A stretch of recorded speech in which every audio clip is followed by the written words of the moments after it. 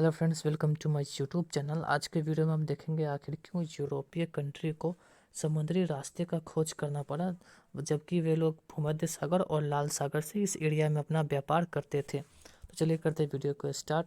सबसे पहले देखते हैं जो पूरा एरिया है, इसको बोलते हैं रोम। इसको दो पार्ट में बांटा गया था। इसको बोलते थे वेस्टर्न रोम, इसको बोलते थे ईस्टर्न रोम। इसको वेंजेंटाइन अम्पायर भी बोला जाता था।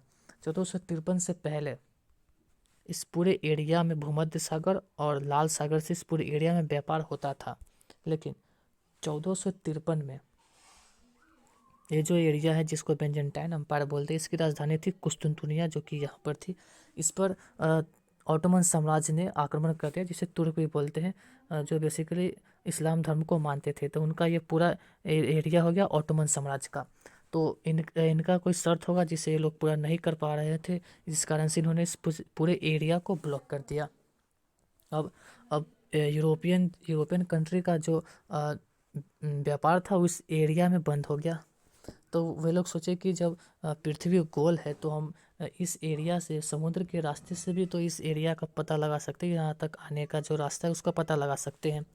तो 1492 में सबसे पहले क्रिस्टोफर कोलंबस यहाँ से निकले इस एरिया को पता करने के लिए, मतलब इस एरिया के रास्ते को पता करने के लिए। लेकिन बाय मिस्टेक वो चले गए इस साइड में और उन्होंने दक्षिणी अमेरिका की खोज कर दी। यानी कि बाय मिस्टेक उन्होंने दक्षिण अमेरिका की खोज कर दी और उन्होंने बोला कि मतलब कि भारत का खोज हो गया, और लोग इसे भारत भी मान गए थे। लेकिन कुछ सालों के बाद पता चला कि यह भारत नहीं है, तो इसे रेड इंडीज़ का नाम दे दिया गया, जिसे अभी दक्षिण अमेरिका कहते हैं। तो दक्षिण अमेरिका का खोज बाय मिस्टेक हुआ था, जिसे क्रिस्टोफर कोलंबस ने किया था। अब आए 1498 में आए वास्को डी गामा। वो निकले यहाँ से और यहाँ तक पहुँच गए, क्योंकि ये जो रास्ता है इसको बार्थोलोम्यू डियास पहले ही खोज कर चुके थे, जिससे यहाँ पर पहुँच गए वास्को डी गामा, और इसे बोला जाता है केव ऑफ गुड होप। तो यहाँ पर वास्को डी गामा पहुँच गए।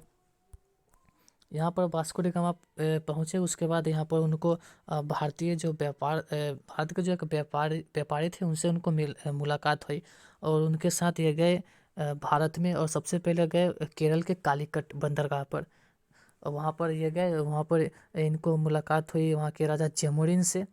तो इस तरह वास्को डी गामा इस समुद्र के रास्ते यहाँ पर इस एरिया में आने के लिए जो रास्ता था उसकी खोज कर ली वास्को डी गामा ने।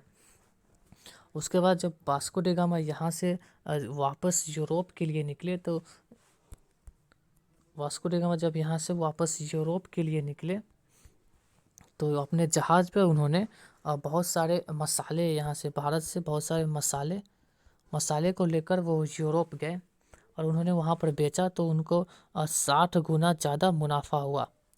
तो मेन कारण था कि यूरोप के जो यूरोपियंस थे उनका इस एरिया में व्यापार बंद हो चुका था, जिस कारण से उन्हें इस रास्ते की खोज करना पड़ा।